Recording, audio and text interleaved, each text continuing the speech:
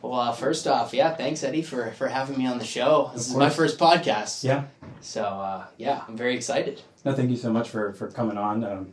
I guess the thing that really inspired me to invite you on was when you did your talk at the group meeting, talking about all the NASA fellowship stuff. Sure, and I was like, okay, you'd be perfect for this environment and this kind of stuff. I think maybe you could start off with telling a little bit about your background, what you do, why you do what you do, and I guess how you ended up here. Sure. So I guess we'll start from the very beginning, and then we'll get into the research and stuff, I guess. So, I guess for those who don't know me, I'm Lucas. I'm a second-year PhD student in materials, UCSB, but I'm not from here. I'm from the great state of Pennsylvania, where it's, I think, like -9 degrees right now. That's what my mom said the other day anyways. It was, like, crazy. So I went to Penn State for undergrad, comparatively bigger school. Awesome football program.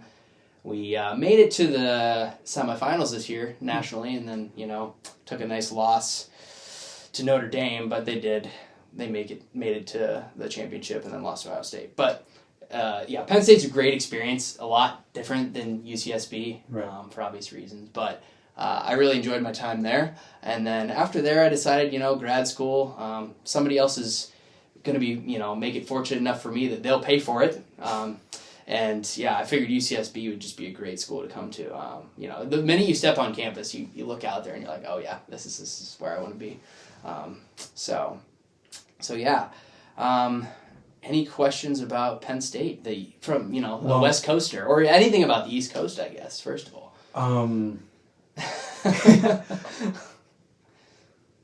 What's like one thing that you really love about the East Coast and Pennsylvania that you just aren't seeing here? I know earlier you were talking about maybe some brewery stuff that you had over there. Sure, yeah. Well, I'll start with probably the seasons. I mean, I do complain about the cold, but it's nice to fall and just having all the seasons is a really unique experience there that you don't get here.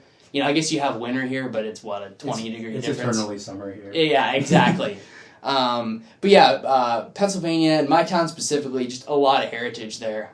So I'm from a small town, about 10,000 people. That's called St. Mary's, Pennsylvania. Not many people have heard of it. But for reference, it's probably 2.5 hours northeast of Pittsburgh, which is pretty familiar to people. And then Philadelphia, it's like 3.5 hours northwest of that. So it's kind of in the middle of nowhere, just like Penn State, Yeah. Central Pennsylvania, rolling hills, very rural. I think the trees and stuff like that is just really scenic, you know what I mean? As far as the beer goes, so I brought with me today one of them, two of them actually. So this one is from my hometown, Germantown. This is a Straub Lager. This is what everybody grows up on there, Grows up on? Oh yeah, it's like the drink of choice when you're... No, once you're 21, of course. They have it in bars there for probably $2 a draft now. Okay. And you're paying out here $7, $8. So I do miss just the cost of living there too, I guess. But I'm very... this is a pretty old beer. I think it's older than Coors, if I'm not mistaken. It's just such a small brewery. They distribute to maybe the neighboring states, so New York, Ohio, whatever. If you want to take a look there. Straub beer. So it's named after the founder, Peter Straub. I actually have family married in that are Straubs, so it's pretty cool to just see that, the lineage and stuff there.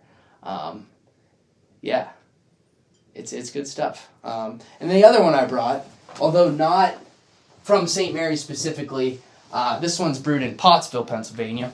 It's called Yingling. First time I came out here, I said, hey, you guys have Yingling. Can I get a Yingling? A what? I was like, it's a beer. It sounds made up. It does. It really does. But it's probably my favorite beer, and it is the oldest brewery in America. So, again, on the East Coast, it's very, very prominent. Out here, I think it stops at about Colorado or maybe Texas. So, if you want to have a look at that one too. That's probably my favorite. Can't get it out here, unfortunately. Now, is there a larger beer culture in Pennsylvania and where you're from than I would say? Maybe not. I mean, certainly in my hometown, Sure. I would argue Pennsylvania in general as well. There's a lot of craft breweries and stuff out here, which is really cool. I would say the beer culture is pretty big in a good way. You know. Yeah. So. I mean, it's like kind of an art. I mean, there's college majors that are like specifically for brewing beer at a couple of spots. I think Penn State had a class on either beer or wine tasting or making. Yeah. I didn't take it, but yeah, that would have been really cool to participate in. So yeah. Is there anything you look for like in a beverage of choice?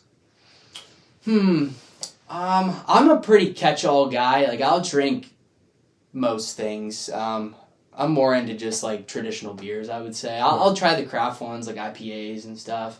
But like a good historic beer, like a nice old German beers are really good too. Like even pre-1700, you know, like ones that are based out of Germany. But Yeah. I've never been fortunate enough to get to Germany yet, so I can't say I've had like one from the source. But Do you think you can like taste the history? Like, is that a thing? Like, you can. Do you think if I blindfolded you, and I was like, gave you 5 different beers, you could rank order them from oldest to newest? Is that a thing? if they were the same thing, it would be tough. Yeah. I think if you gave me like a lager, an IPA, a blonde, Yeah. a pilsner, I could probably tell you those. And that's interesting, and maybe this will segue into the whole reading discussion. I'm reading a book now. It's called The History of the World in 6 Glasses. Okay. So it walks you through history, talking about the 6 most like influential or popular drinks in the history of humanity. Take a guess of what they are. Beer is one of them. You have one. Beer, wine, vodka. Spirits, so Okay. yeah, distilled alcohol, yeah. Is tequila part of distilled alcohol? Yeah, we're going to call that. Okay. There's non-alcoholic drinks too. Oh. Humanity wasn't always. Water. I think I didn't get that far in the book. I think that's in the epilogue, but Oh, sure. no. It's in the epilogue. Well, because like now you know, I can tell it tastes with water. When I turn on my tap here, it's just like straight calcium. But Soda. yeah, so Coca-Cola. Yeah. So we have beer, wine, spirits, Coca-Cola. Listen, 2. Missing 2. Juice. No. Caffeine's definitely up there. Coffee. Yep, coffee, and what's another thing with caffeine? Tea. Yes. So like tea, gets East Asia stuff. Coffee, Middle East. Coca-Cola, America. Yep. Wine, Southern Europe. Yep, pretty good. Beer, Northern Europe, just general everywhere. I think that actually started, Yeah, that might have been Middle East. Yeah, That was like Middle one of the East. first ones. That and wine or mead, I guess, which is, I don't know, that wasn't in there, but it probably falls under Right. one of them with just like fermented honey and stuff. But, you know, it used to be a way to like make water safe. You know, you could drink that and not get dysentery and other illnesses. So. Yeah. And you know, one thing I always think about too is like, with like music in particular, because some people say like music shapes culture, or culture is Sure. shaped by music. And like I look at like flamenco, for example, and look at like how dissonant it is, and it reminds me of like the Spanish heat in the desert. Yeah. Do you think that's pretty reminiscent of drinks? Like, do you think like a particular area would have a particular tasting beer? Because like I imagine if I were to craft a beer, and you if you were to craft a beer, you have like that history of the cold winters in Pennsylvania, and I don't. Like, do you think that kind of tailors into the taste as well? Sure. I think both the history and like the landscape too. Like there's certain things you can't grow in certain climates as well. But I think the history, like tradition of brewing it this way, like I think Yingling still uses the same strain of yeast that they started with, or you know, it's like a claim, or one of the companies does that just to say they're that old. They're using the same, you know, they just recycle it. But I only found out in this book that black tea is just like oxidized green tea. I thought they were 2 different species. Yeah. But apparently not. So like the Chinese were really big in the green tea, you know, and then came to Europe, and transportation and whatever else shaped it into like they drank their tea black. Oh, very cool, very cool. Yeah, so that's a Thai tea that I got from Thailand. It's like the very popular Thai tea that they drink. Very cool. Okay. So reading is pretty cool. I brought one of my other favorite books, very historic. This one's called The 100. Also, I don't just read history books. Actually, I'm more into like classic novels and memoir stuff. Like I read Beach Boys memoir, some other musical artists' memoirs. Yeah. You can quiz me because the topic I want to get to is the first 10 in this book. But it's a book about the 100 most influential people in the course of human history. Sure. According to Michael Hart. Was that the author, I believe? Yeah. So obviously it's his whole take on the situation. Are they ranked in order of In importance? order. 1 to 100. Okay. And then each chapter is basically a little bio sketch and figure about them and why he thinks that. And I mean, the first time some guy where I used to work told me about it, and the first time I opened it, I'm like, I was pretty surprised. Like, that's not what I had in the rankings, I guess, you know. What would your rankings be? I mean, I read the first 10. Okay, let me see if I can get the first 10 in order again. But what would your rankings be? And then we can compare it to the books, and then I can maybe give my own 10 of what I would think. Okay. Because even looking at it, I'm already disagreeing. Yeah. Well, let me start with, let's see if I can remember those 10. Okay. We can discuss with the viewers. So I think number 1 was Muhammad, if I'm not mistaken. Yeah. And, you know, to give you a little discussion on the book, that was mostly because of his influence in both the religious and political sectors, whereas some other religious figures were strictly religious. Right. 2, Isaac Newton, obviously huge in science, just like the scientific process, calculus. I mean, he's pretty influential. I don't have him at 2, but Yes. I probably have number 3 ahead of number 2, and that would be Jesus Christ. The problem is you have Isaac Newton at 2, and then you're like, okay, maybe. And then you look at number 3, you're like... Really? But again, it's interesting, because it's weighted as, like, over history, too. So somebody older could also have more influence than somebody who was born yesterday, right? Yeah. So, like, some Nobels today, they could be hugely influential in the future, but... Until now, right? There are actually 2 editions of this book, and the second one that came out, he changed the orders a little bit and added and subtracted some people. So, yeah, Jesus, and then also religious. 4 was Buddha. Mm-hmm. 5 was Confucius, which was Chinese philosophy, I believe. Yeah. 6 also maybe should be higher. St. Paul. Although Jesus was, you know, in the Catholic faith, although Jesus was big, like, St. Paul was, like, there's a whole section of the Bible that he wrote, right? He's a big deal. He was really the one who forwarded Catholicism. You know who Sai Lun is? Number 7. I imagine some sort of Chinese emperor? Conqueror? I don't think he was an emperor, but he's credited with, like, the basic discovery or invention of paper. Oh. So... I was very gunpowder if you said event. Sure.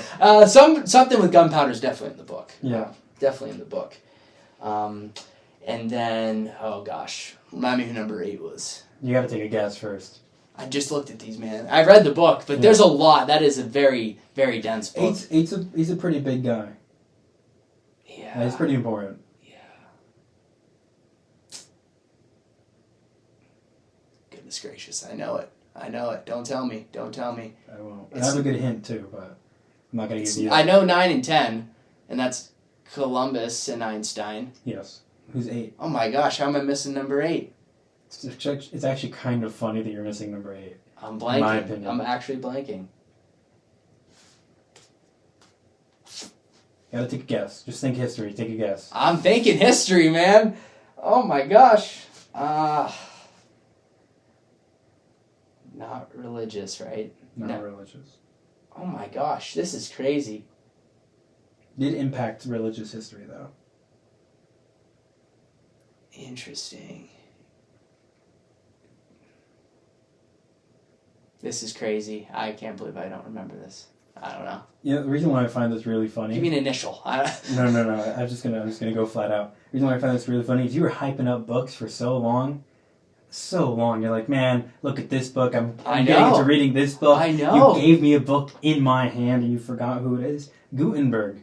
The reason why we can even have this book. You're absolutely correct. Yeah. Yeah. And it goes hand in hand with the paper. I totally should have known that. And the religious stuff is the way that like the Gutenberg... Because of the Bible, other texts like the Quran. And then the Reformation happened shortly after with all that. Yeah, printing, that was definitely one of the first things that was printed was, like, religious texts. Yeah. Yeah. It's interesting, though. I don't think he was the first person to, like, print. He was just, like, the movable type and kind of the process, like, really just expedited it. And then, obviously, Columbus discovering the New World, and then Albert Einstein. I mean, quantum mechanics, relativity, you name it. Yeah, although I think Einstein's probably more important for the atomic bomb. I would argue that, and I was just talking about this with Logan, my lab mate, that Oppenheimer should be on that. Because I just read the book that inspired American Prometheus, like the movie, which I didn't watch yet because I was waiting to finish the book. I would argue that he should be up there. I don't know that project would have happened. He's not even in the book. Yeah, well, yeah, he didn't get his recognition, but I do think you can kind of give Einstein a lot of the atomic bomb up stuff. there. I would say he's up there. Over general relativity and quantum mechanics is probably more important. Like, we probably use quantum more than we do GR in everyday stuff. Yeah. Non-space things, I would say, yeah. But, like, Oppenheimer, man, he was like, in charge of the project. He was the Los Alamos guy. He's not even in the book. Yeah. Heisenberg's in the book. I don't remember what for, but... I saw Maxwell was in the book. Yeah, I mean, that makes Planck, I think, is in... There's a lot of scientists in the book. Unfortunately, there's only, like, 2 women in the book, which reflects the times, but I think Queen Isabella, the guy who sent Columbus, or, like, gave him the funding, and then somebody else. Probably one of the Elizabeths. I don't know that she was. I see Queen Isabella the First. Yep. That's what I was thinking of. Man, JFK is in here? There's 3 presidents in there. I disagree with JFK in there. Do you know why he's in there? Dying? Space race. Oh, that was probably my second guess. Yep. Yeah. I mean, yeah. Oh no, Queen Elizabeth I is right. Okay, she is. Yeah, so the 3 presidents are JFK, George Washington, and that makes sense. Thomas Jefferson, I believe. Not Lincoln? I don't think Jefferson's probably in there for Louisiana Purchase. I think that was actually a big thing. Yeah, I don't think he was, again, maybe the drafting of important American documents, but a little bit, but I think the purchase was up there. Really huge, because that starts Manifest Destiny, that gets the French off the continent. Yep. Then some of the wars in that time, is 1812 during Jefferson? I don't know. The Napoleonic Wars in Europe. Only 3rd president. It had to have been after, because 1812 bankrupted England and France. That starts Napoleonic Wars. Interesting. So yeah, there's some interesting things. I think, after the first edition of the book, he reviewed it and actually put different people in there based on reviewers' comments. But again, the book is not about power and stuff. So Copernicus is very high, 19. You should read it. I think he kind of flat out says it is to some extent his subjective opinion, right? Yeah. But he makes some very good arguments, and he considers a lot of sources. So that's why people like Hitler and other dictators aren't number 1, because they were very powerful, but they were short-lived and they weren't influential, right? Power and influence. He makes the claim that those are 2 different things. So. Yeah, no, I can agree with that. So I feel like Genghis Khan. Oh, he's in there for sure. He's in there, but I feel like compared to Stalin and Hitler, hasn't had as much of a long-lasting effect. Sure. I feel like in history class it was just he existed, he took over Europe, and that's it. Yeah. But even more compared to Bismarck or Constantine, those kind of somebody else, yeah. So what does your top 10 look like?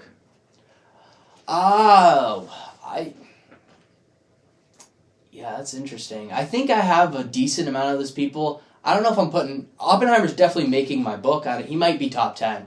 Because, I don't think he's top 10. Really? No. I just think you could throw Einstein for top 10. I think I think there are just other figures that... I just think, Oppenheimer's the atomic bomb, and that's a big thing. But, I don't think we've had enough time for the atomic bomb to really... I think in long term, if you write that book, again, because But the Einstein has all the things Oppenheimer does and more. That's to some extent true. I think you gotta have to go Jesus number 1. I think I agree with that. But again, it's not... I've never, read other religious texts, so it's hard to, say that. It's a little Eurocentric to put Jesus number 1, and then that probably comes from a bit of our American perspective. But Europe and the United States have had the majority of the power in the world for the majority of the time. Think Jesus over Muhammad. And then if you're not going Middle East, China is growing, they're not particularly Islamic. I think you have to go Jesus number 1. Yeah, I would agree. You got to put a big scientist in the top 10. I think Newton's probably the guy to do it, but I don't think he's 2. No, I don't think he's 2. I'd put him maybe 3. I guess, do you put Newton above Einstein? Again, it's more of he laid the framework, the scientific method, all that wouldn't have been at Einstein's fingertips. True, but it's like building on the shoulders of giants type of argument. I mean, like, it's hard to... Newton himself as like a scientist, because I mean he shut down a lot of other people. Yeah. And that's a big thing. And maybe he isn't as brilliant as like an Euler or like a Galileo. Sure. Galileo's number 12. You know. That's surprising to me. Euler's definitely in there too. Right. They should honestly, like, you could write a book like post 1900 most influential. Like, right. And you know, I don't see Constantine's 21. I feel like that should be higher. Yeah. Yeah. Yeah. But right. I mean, Constantinople, like that's a big. Again, history's so broad though, and like it's where you come from that influences your thinking a lot. I think too, but it's crazy. I think by like per capita, I think England has the most people in there. Like if you normalize it by people, there were a lot of brilliant people, and they were in power for a long time. Yeah, you know, academia were able to conserve their history very well. So yeah, I think you should read it. I think I've heard of the book before. Oh, Julius Caesar at 67. Man. Yeah, I've heard of the book before. Like, when you started explaining it, I was like, okay. Yeah. I think there are too many philosophers. Like, I see lot of Machiavelli, philosophers. Freud, Locke was in there. I think I saw Machiavelli. A lot of philosophers. You know who I don't remember seeing in there? Is any musicians. That makes sense to me. But again, I think he also talks about this, maybe it was in a review, that they just aren't in a position to influence people as... like, sure, they influence pop culture and whatever, but if you're, like, the leader of a nation, a scientist, like, what you're doing has a pretty direct consequence on other people. And I think musicians are a little interchangeable, for example. And then even if you're able to garner mass influence, like, I mean, look at, like, what Taylor Swift can do today. Oh, yeah. Right? That's massive. Oh, yeah. But is it really shifting the tides of everything as much as it's just giving general morale to the public? So we need to write one of these for musicians, is what you're saying. You could. Music history, though, I feel like is not as old. You'd almost have to rephrase it, but who's your top, maybe not top 10, top 3? Musicians? Artists, bands. Okay. Yeah. If we lumped bands together, then I could... Yeah, we'll go. I think I have to throw Radiohead in there. No way. Wow. Yeah. Okay. I have to throw Radiohead. I think I can't include both the Beatles and the Beach Boys. Really? Yes, you can. I think I have to choose one or the other, because I do think they're similar enough. Now, it's tricky, because I feel like the Beatles have the volume, but I think the Beach Boys, especially with Pet Sounds and then the Smile Sessions... Oh, the Smile Sessions are... Now, because imagine if really Smile would have been able to come out. That might have blown, like, Sgt. Pepper out of the water. 100%. And I think... Which is hard to believe. And Pet Sounds, to me, is superior than any Beatles album. Really? Yeah. I think there's a reason why it's ranked number 2 on Rolling Stones. Isn't one Sgt. Pepper? No, number 1 is What's Going On by... Marvin Gaye. Mm-hmm. Okay. Which I think is a really solid album. I really like that one, too. I really like Radiohead a lot. I really think that they have an excellent discography. Okay. And I think they're just as groundbreaking as some of those Beach Boys. Like maybe Pet Sounds is a little bit more than like OK Computer or Kid A, but Radiohead has a volume that can make up for it. I think I might have to go Beach Boys just for Smile and Pet Sounds. Beatles influence, sure, but like I think those are really important there. Radiohead, and then for a third artist,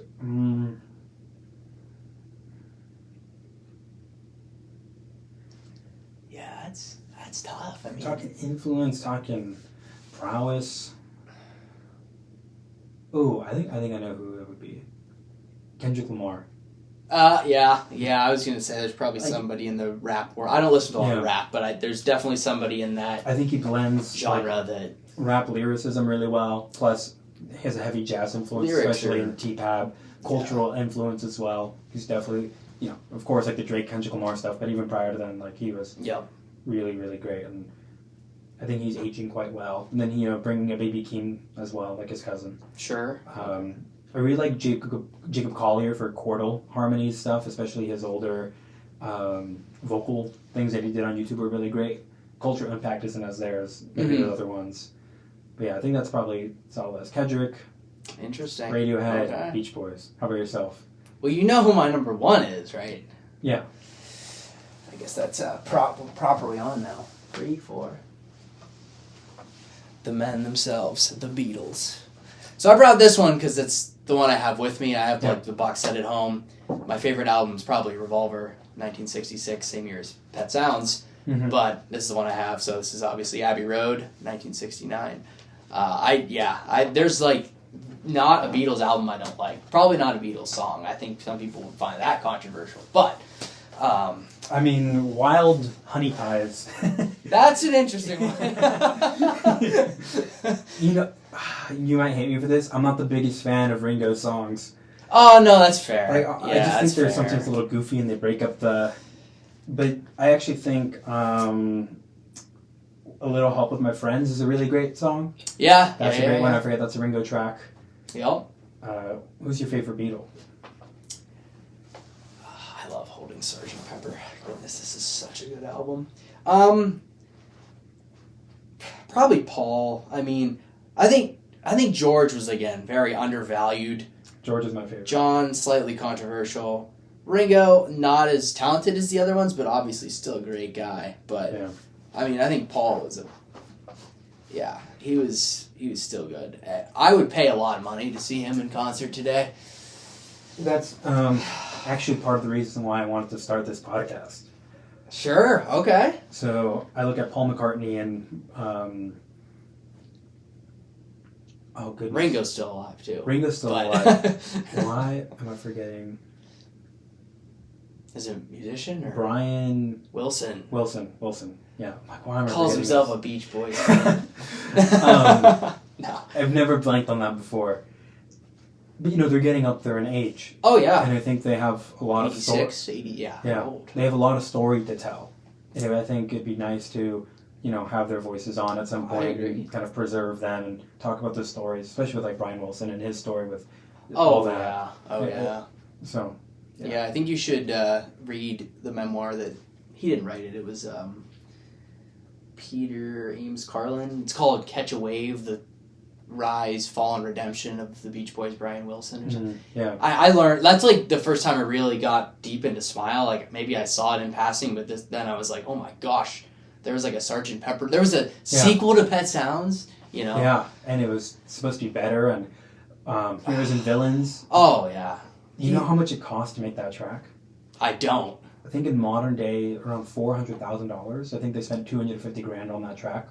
Oh my gosh. They spent a lot of money on that track. That's insane. And that came out just after Pet Sounds. Interesting. Yeah. It's cool to see the influence between them and the Beatles, because I think it's the one on this one. Have you ever heard Because on this album? I think their harmonies on that were inspired by the Beach Boys. So I really like that. And then I think the Beatles' invasion of America and just impetus with Rubber Soul, and that really prompted Pet Sounds to come out, right? Yeah. Brian Wilson to really just You know what? Those harmonies were only there because of George Martin. Versus the Beach fifth Boys. Beatle. Versus the Beach Boys, they had Brian Wilson's harmonies. They did. Poor Brian. Did I tell you I went to see the Beach Boys like last year? Brian, it wasn't with Brian. It was the Beach Boys. Right, they tour separate now. They still do that, yeah. So it was Mike Love was there, Bruce Johnson, which he was not an original, but he's a very old member. Right. And then I think everybody else is dead. No, am I forgetting somebody? Oh, Mike Love. No, not Mike Love. Al Jardine, but he wasn't there. So it was just one original member and then kind of original member. But man, it was just so cool to see. It's like the Theseus ship of the Beach Boys. So cool. I saw him at the Greek Theater in LA. Oh, that's a nice venue. Good. Yeah. Yeah, so good. I've been to more concerts since I've been in California. Yeah, especially like near LA. There are so many concerts. I think it's just because you're next to like LA and stuff. Right. It's like. I mean, there were like 4 or 5 concerts every weekend. It's so cool. Yeah. So. But yeah, Paul McCartney's on the list. If he tours in the U.S. again, I will pay. Yeah. A lot. Do you have a favorite Paul McCartney song? Like solo or Beatles? Either.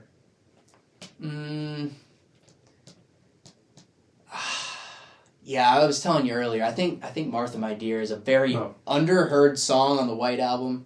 I think it might be on this. Oh, it's first disc, I think. But yeah, so good. You can check. Yeah, you got it over there. Check me on that. But I think it's the first song on the second side of disc 1. So you're a big vinyl collector too, or you just have like? I just have a couple. I mean, I bought these two in Vegas, and then I bought an original pressing of the White Album, like the one with the numbers. Oh my gosh! That's at home, but it's a little tattered. And then and then just Sgt. Pepper's. I would really like to buy OK Computer sometime soon. I think that would be really nice to have. Mm-hmm. It would just be nice to build up, you know. It's expensive. I'm probably going. I haven't counted them in a while, but I'm well over 100. Probably pushing 200 vinyls. It does look like it's a disc 1. Doesn't say the size. Oh, on the cover it probably doesn't. You probably have to open her up to see. Yeah. But yeah, that song. I mean, yeah, he wrote that one. It's only like a 2.5 minute track, I think. Yeah. But it's got piano, really good backing vocals. Or I think he double tracked himself on that, so where you record. Right. Yeah, you're a music guy, film major. But yeah, and then a lot of brass instruments. George Harrison on the electric guitar. One of the most beautiful songs, but you'll never hear that at like a football game or some other concert playing. I don't know. It's a really beautiful song though. So he wrote that, sang that. There's a cool clip of him in the Get Back sessions, if you've ever seen that on Disney Plus, of him playing that or coming up with that. It's really cool. But solo, I like him with the Wings. He's really good. The Wings are great. Him and his wife, and I really love the Christmas song. Wonderful Christmas. Oh, Time. yeah. That's really nice. Is it better than Little Saint Nick, though, by the Beach Boys? Tell me you've heard that one. Yeah, I think it is better. I love that song. But it is a good song, but I don't know. The other one just brings me some joy. It just feels a little bit more Time is good. Kid-like. Do you have a favorite Christmas song? For me, it's Christmas Time's Here. I honestly, Little Saint Nick might be my favorite song because it has the Beach Boys harmony. It's original, but it has their taste of hot rods and harmony, but tailored to Santa's sleigh and reindeer. It's really cool. So that's probably my favorite. My solo Paul McCartney. Probably maybe I'm Amazed. Okay. With the Wings, Paul McCartney. I love Jet. You ever heard that one? Really just. I have one of my favorite vinyls is it's a concert album by the Wings, 3 discs. It's called Wings Over America. I think they're playing in New York or something. But it has him and his wife Linda and a lot of other super musicians. No other Beatles, but they're playing a lot of Wings songs, and then they also play Beatles songs. Oh. So he'll play Yesterday, Blackbird, but he'll also play Band on the Run and Jet and all those other ones. But it's a live album, and they sound so good. This is probably mid-70s. It is it's fantastic. So then Beatles are your number 1. Who's 2 and 3? Beach Boys are definitely 2. Okay. Very close second, might I add. They're close. Yeah. I mean, I have a lot of Beach Boys albums, too. Certainly Pet Sounds, Surfer Girl, Catch a Wave, Sounds of Summer, Smiley Smile. I want Smile recordings, but they are not cheap. Yeah. For obvious reasons. But there's also one called Brian Wilson Presents Smile, if you ever heard that one. It's he did finally release a thing, but it's not the same. Wasn't as, critically acclaimed as it might have been. 3 favorite is probably the Eagles. I'm a big Eagles guy too. James Taylor's up there as well. I went to see him in concert out here, and I really like him. So you know who else I really like, but they don't have the volume to back it. Jeff Buckley. Jeff Buckley. Yeah, you gotta listen to that. I've never heard. You gotta listen to that one. He released one album in 1997, somewhere around there. Shortly after died, Swimming in the Mississippi. Oh my gosh, that has some crazy history behind it then. Yeah. Jeff Buckley. Really prolific singer. Really, really good singer, and kind of tied with Radiohead a little bit. He helped inspire them in some of their music. Very cool. I like your tastes. Very good, very good. Now, you did mention something at the very, very beginning to get off of music a little bit. You're grad school. It's really great because somebody can pay for my education. Yes. Yeah. However, I feel like you kind of brushed over that somebody is paying for your education.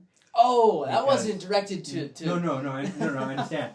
But that somebody, most people in the country and in the world can't say that somebody is paying for them. Sure. So I guess if you want to talk a little bit about how you got to that somebody to pay for that. Being NASA, right? Yeah. When I said the statement, I meant like most STEM disciplines pay you to go to grad school. So I was like, oh, the opportunity's there. I'll come to UCSB. Like, it's going to be paid for. Like I applied to, I think Berkeley undergrad, right. And it was like double what Penn State is, just because it's out of state tuition. And I was like, I can't do that. So yeah, grad school. My first year here, so like last year, I applied for a fellowship through NASA and was fortunate enough to get that. So now they are the ones effectively paying for the education, the tuition, but also the research. And that's the really cool thing, right. Is they're giving me money to do really cool research and giving me opportunities that other people just don't get, specifically to like intern with them and work hand in hand and collaborate with like people who work there, right? So as far as research goes, I think I'll probably explain that next. So obviously we're in the same research group under Dan Orpeza. Yeah, brand new PI. We came in with them, right? So there's a little bit of risk with that too. I mean, I've always, when I talk to people at Penn State, of like, oh, whether or not I should do grad school, should I go to a new professor, a tenured professor? They're like, they thought it was really good for grad school because they worked with me in research, and I was like, yeah, I think it's a good idea. But they're like, a lot of people said steer away from new professors. You don't know. It's not as secure. And I'm like, that's great, but like this is one guy going to UCSB. He's doing powdered metal. Like, that's pretty cool stuff. How did you find out about him coming? Oh, so I think I applied here. There were some people who went to Penn State that came here. So when I asked other people at Penn State, they're like, yeah, like reach out to so and so, and then I did, and started applying. And I think it was only once I applied that like Dan reached out and was like, hey, I'm coming. Would you want to talk? I need people for my group. And most times it's like you need to reach out to the professor, right. And I'm sure, it's a little different because he needs students, and the demand will be surely higher. And we had a pretty small cohort our year, but it was really great to see that. I was like, oh, this is cool. But powdered metal it strikes close to home, man. And I also thought the opportunity to set up a lab would just be, like, surely it's more difficult, but not many people can say that they've had that experience. So, but with the powdered metal, so beyond straw beer, St. Mary's is very much known for their powdered metal. Really? Very much known. Just honestly, Pennsylvania in general. I think during World War II they called it the carbon capital of the world because they were doing so much with like graphite and stuff. But it became a huge powdered metal industry with steel and stuff for the automotive.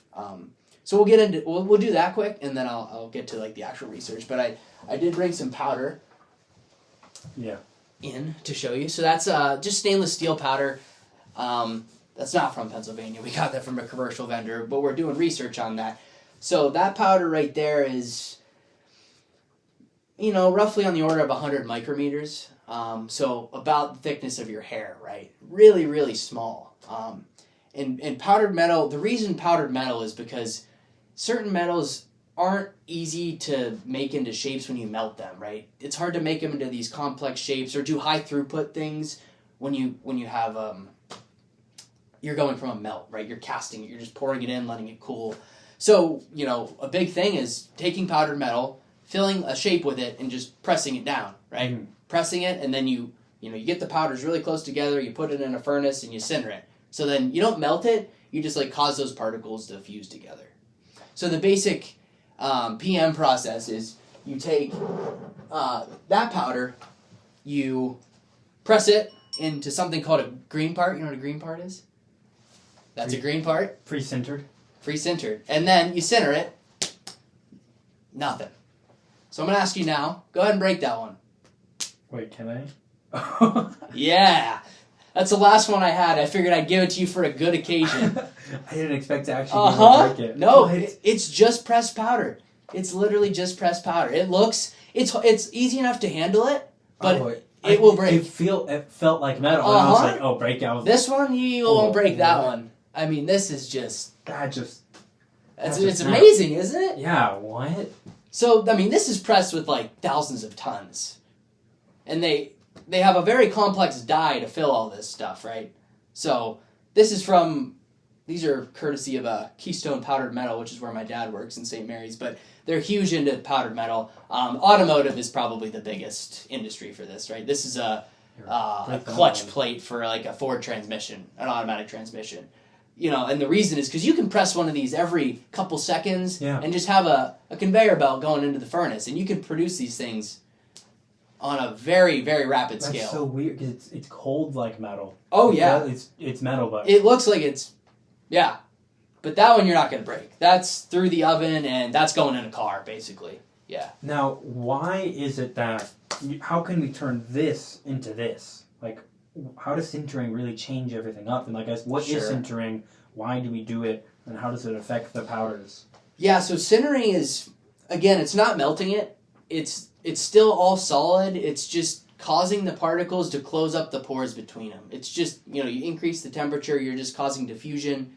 Not to get too technical here for the non-scientific audiences. No, the whole point of this is to get as technical as we can. Okay. Yeah, get technical here. Sure. So you heat it up, you cause like surface diffusion on the particles, and you want them to like reduce their surface area, so eventually they just kind of bond in the solid state, and you form a part that's basically 100% dense.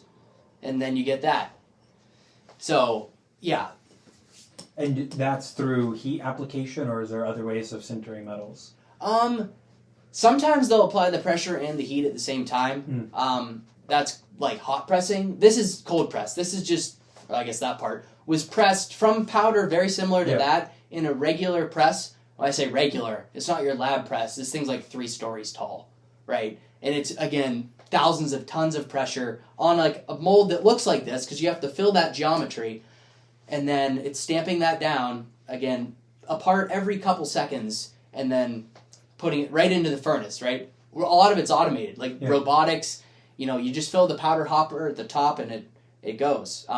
That does shrink, right? Like I said, that's not perfectly packed, so you also have to account for shrinkage for your final part. But by the end of it, you have a part that is almost 100% dense, right? This is not stainless steel. You can see the rust on there. But it would be lubricated in your transmission, probably. But yeah, a solid part with really good mechanical properties. And the difference between melting, like, steel melts at 1500 C or something like that. When you're sintering, you're not at 1500. You're probably at 1000 or 8. You're above a certain temperature to tailor the microstructure, right? The structure of the material at the really small scale, but you're not actually melting the material, right? And if you look at this is a pretty complex shape, would you say? Yeah. To design something like that with all the teeth and that detail, but you can still see maybe where pressing might not always give you the complexity that you would like, right? Mm-hmm. Like, what if I wanted to do...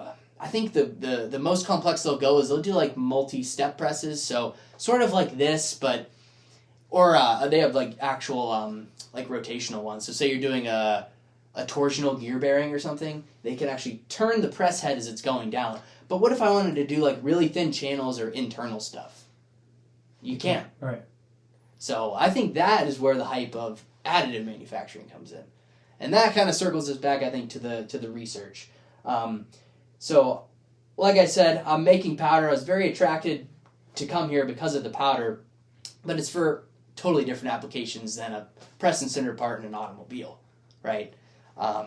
So the vision I have for my research is making powdered metal, actually doing the making of the powdered metal, not just saying, oh, I have this powder, how do I turn it into a part? It's how do I synthesize the powder so I can process it so it gives me a really nice part via additive manufacturing, right? One of the biggest sectors that can benefit from additive is space, right? You have very niche parts, very complex parts that can't be fabricated by melt-based, certainly melt-based, but maybe even conventional press and sinter. So that's really where I see the value of powder in additive manufacturing and stuff like that. Yeah. What is like an additive manufacturing? Additive manufacturing is exactly what it sounds like. It's making a part via addition of layers, right? You think of, a part like this might not come out perfect. you might need to do some machining on it, and that would be taking away material or subtractive. But if I was to build this via additive manufacturing, I would build it up layer by layer. And funny enough, the way that metals are additively manufactured still comes from powder, right? So is that like 3D printing? Exactly. Synonymous. Well, depending on who you ask, but it's basically synonymous. Yeah. Gotcha. But what you're talking about, it's not like, I guess when I think 3D printer, I think of the little plastic things that are like kind of, I don't know, I think they look a little goofy sometimes. Is this, like, do you, like, take these powders and, like, deposit them in the same way, or what, like, what's changing here? I guess, Sure. How are you making these metal parts? So they are both additive manufacturing, right? Obviously, the plastic one went commercial way before metals did. Metals are unique, though. You can't process them in the same way by extruding them through a nozzle. They don't have the properties of a polymer to do that. So what you do is you make them from the powder. You basically spread a layer of powder, you take a laser and raster it over it, and you melt the areas you want to. So if it was this geometry, I'd be melting a 2D area that corresponds to that cross-section. And I would just do that successively, layer by layer by layer, until I get to a solid part. So unlike this, it is actually melting it. It's not melting the whole thing every time, it's just melting the layer. But as you'll see in, I think, the video, you'll see like sparks coming off and, molten powder flying off. It's a really cool process, but it allows you to, again, make really complex parts and rapidly prototype things that, this you would have to engineer a whole tooling set to be able to manufacture that, right? Whereas I can just throw it in CAD and kind of do it with metal additive. So you have like this machine where you just throw in powder and it just shines a laser and all of a sudden you're able to extract the material? In simplest form, yes. But the powder is really important. It needs to be flowable, very spherical. When you're pressing powder, it's usually really irregular. So when you press it, it can interlock. And it's also usually very small because then the amount of pores you have to close up is less.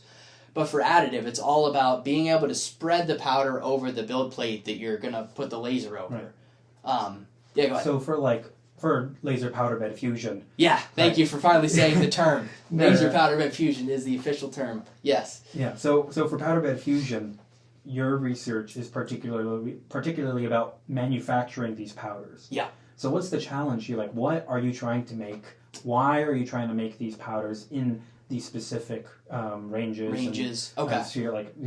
How spherical it is. Like, just take it away and get technical. Like, get technical. Technical. So let's start with the typical size range for laser powder bed fusion. I mentioned that's about 100 microns. For like press and center, there's probably some big ones, but on the order, you're probably single-digit microns. For laser powder bed, it's 15 to 53 microns, or 15 to 45, depending on who you ask. Very discrete size range. You're like, okay, well, what's this? Well, the finer you get, the worse it's going to spread, right? It's going to clump up. It's not going to have that flowability characteristic. And if you spread a powder that doesn't spread well, you're going to have areas that are higher or lower, and your final part's going to reflect that, and it's going to turn out very poorly. If you get any bigger, then you're trading off resolution. So I could print a millimeter size powder. Well, chances are I'm not going to be able to close up the pores, but I'm also limited to the resolution. Then I can only have a wall that's roughly 1 millimeter thick. Yeah. But if you have that nice, perfect window, it gives you the ability to tailor intricate details and not sacrifice the flowability, which is, again, going to influence your final part density and details in that manner. Right. And what exactly can you do to ensure that your powders fall between this 15 to 45 range? Yeah, that's a good question. And I guess if I'm making a material out of let's say if I'm trying to do laser powder bed fusion on titanium, or if I'm trying to do it on niobium, am I going to want, let's say, 20 for titanium to make sure the standard deviation of size is really small, or can it be between that 15 to 45? Is it better to have larger standard deviation, smaller? And then how exactly do you make sure that these powders are in that range as opposed to other ranges?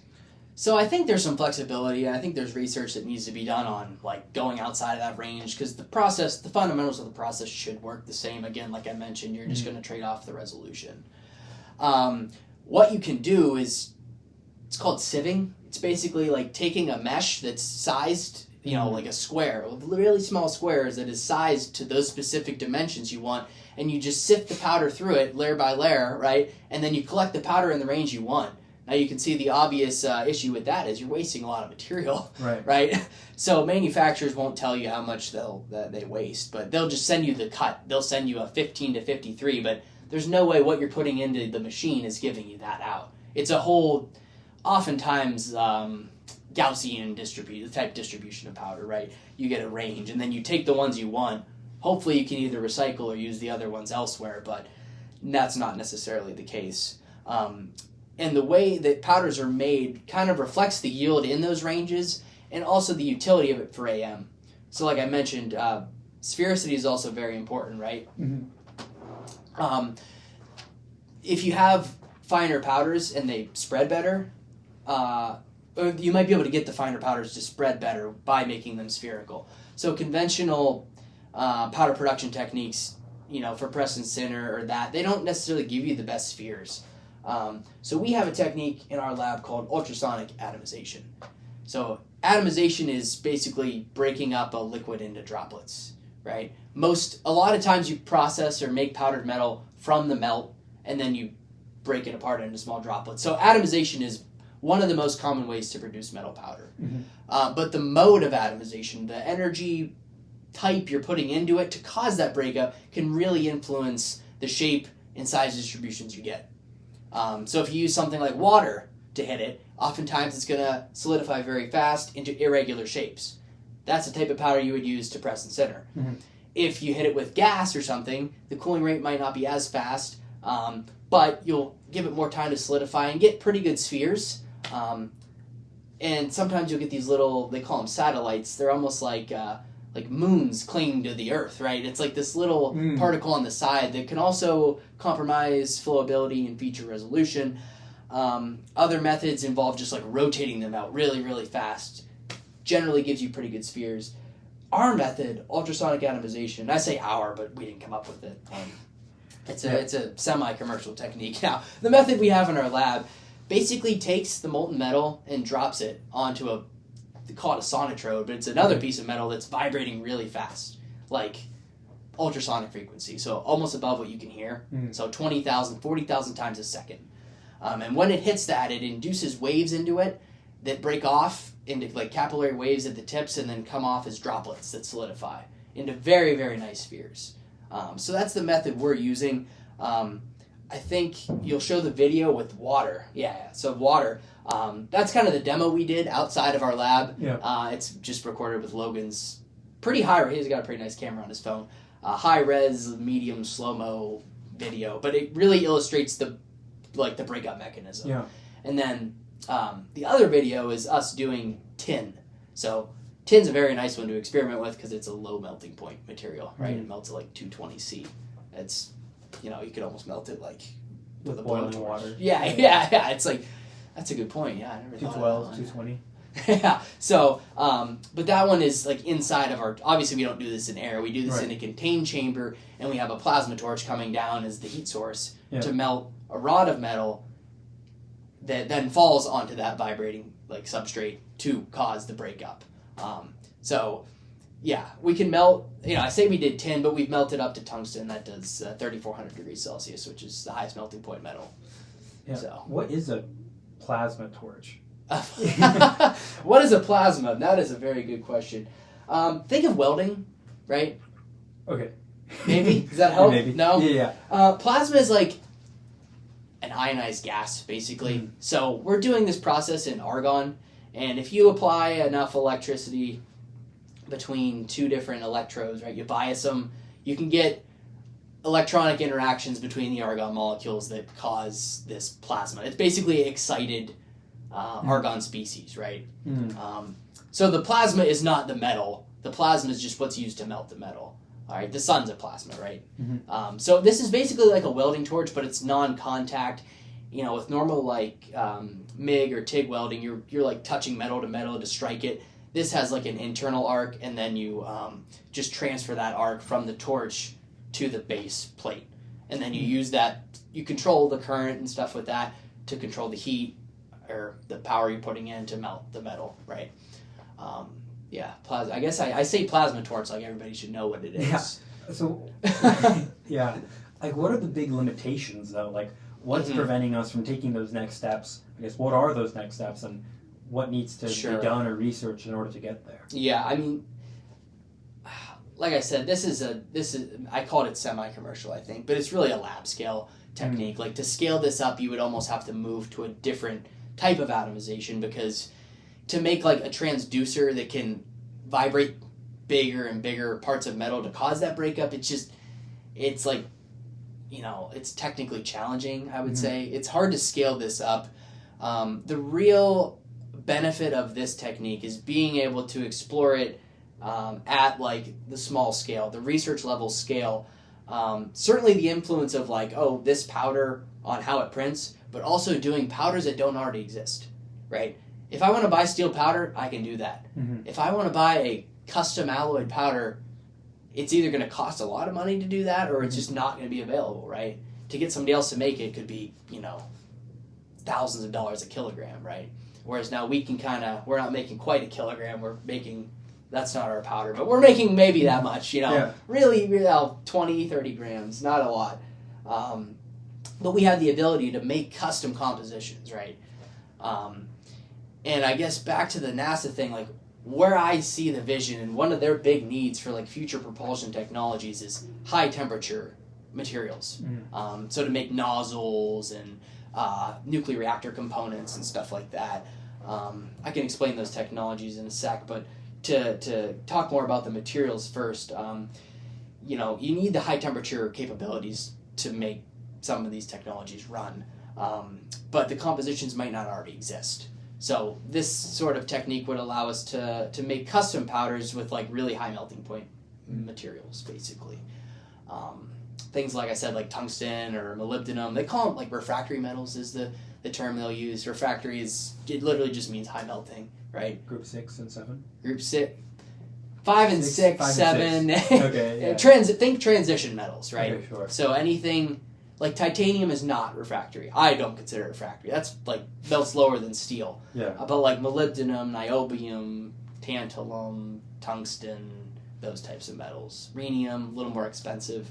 Things that operate at temperatures beyond steel, beyond the turbine blades of like airplanes. Those are made out of nickel superalloys. Things that really push like the limit of that. The trade-off is that they're really heavy, right? Yeah, I guess you mentioned alloys and like nickel superalloy. Sure. I've never heard of the term superalloy before. Like, what's the use of these alloys? Why invest in them? And do they have applications in what you do with aerospace, or what does that look like? Sure. I think nickel superalloys are pretty relatable because people fly every day. A superalloy. Why do we alloy materials, I guess? Well, we mix metals to give us different properties, right? A pure metal only has so many properties. But by adding other metals, we can really strengthen the material, or maybe increase the temperature at which we can withstand the strength, or maintain the strength, excuse me. So, for example, they make, you know, in like the airplanes, right, the turbine blades that are spinning and, you know, taking in the air, blowing out, giving you your thrust, those operate like at really high temperatures, right? And if you know anything about like thermodynamics, the higher you can operate at, the more efficiency you get, right? Oh, really? Like Carnot cycle? Yeah, I knew like the difference in temperatures. Yeah. Well, okay, assuming we have, exactly. Yeah. So we have like a given low temperature. But yeah, if we can push the operating temperature of our engine higher, we can get more efficient. But which we can do, like take the refractory metals. But the problem there is the density trade-off. So nickel superalloys are great because, you know, they're a little more dense than steel, but they're like can operate almost up to their melting point, right? And that's only because you're adding other things to give it super properties, right? The pure nickel's not going to do that. Yeah, I think like steel, for example, right? It's like iron and carbon, and the carbon atoms like fit in between the iron atoms. Exactly. So there's that type of strengthening, and then you could also replace an iron with a different element. Like iron is often found in nickel alloys, so you would replace a nickel atom with an iron atom, and that's going to affect the way its resistance to deformation. You can also add things that form different compounds within the overarching material, and that's like what the superalloys do. They're precipitate forming. So a lot of the blade, like 70 volume% or more, is like a stoichiometric metallic compound that is glued together by this like nickel solution matrix.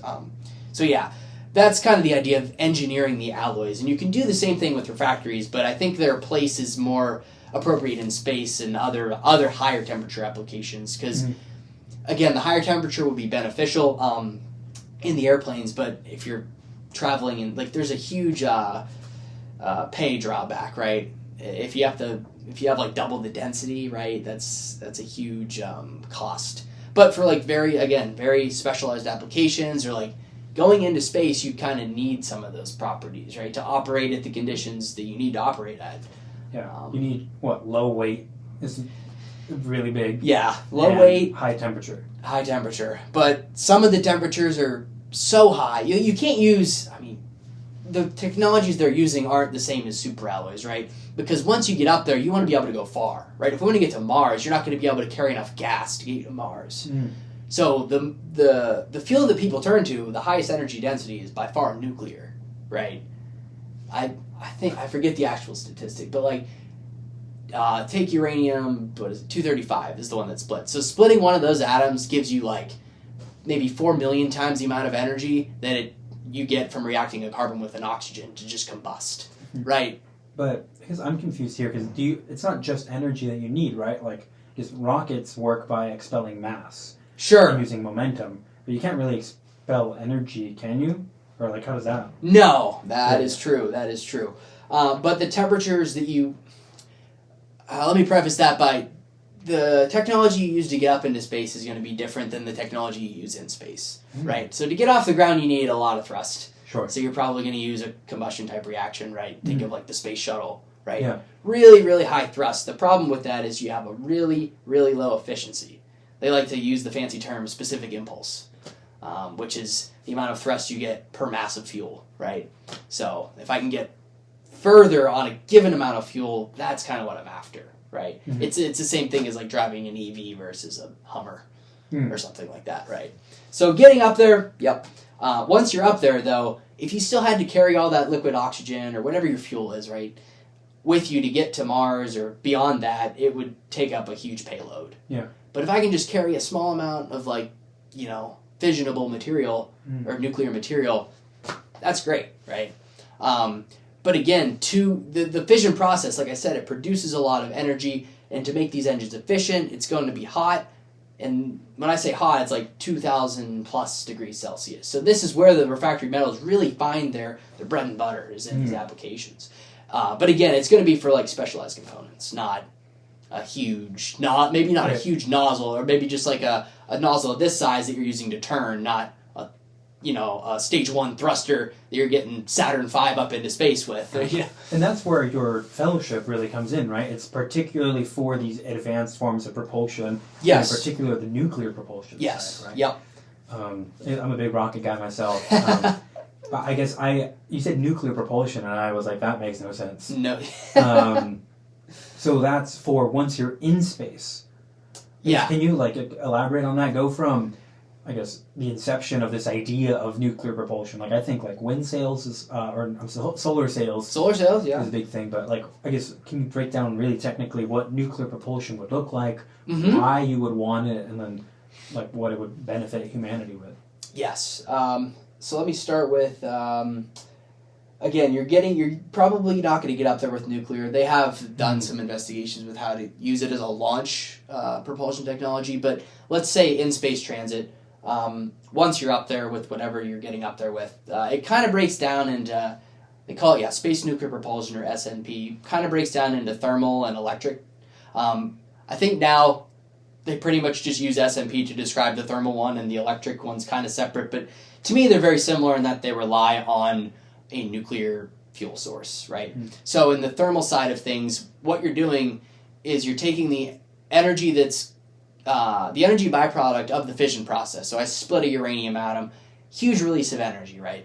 That energy is used to directly heat up a propellant, like hydrogen, liquid hydrogen, and when you heat it up, it's going to expand. So then you just take that and then you expel it out the nozzle. In contrast to that, in the electric setup, there's still interest in nuclear space power, right? Instead of carrying a diesel generator up, I'll just take a reactor. So it's basically using that reactor and the electricity that you're producing from it, right? Think of a commercial power plant that takes nuclear energy, uses it to turn a turbine with water, and then create electricity in that manner. And then you're taking that electricity and you're biasing, again, two electrodes very similar to the plasma torch. Yeah.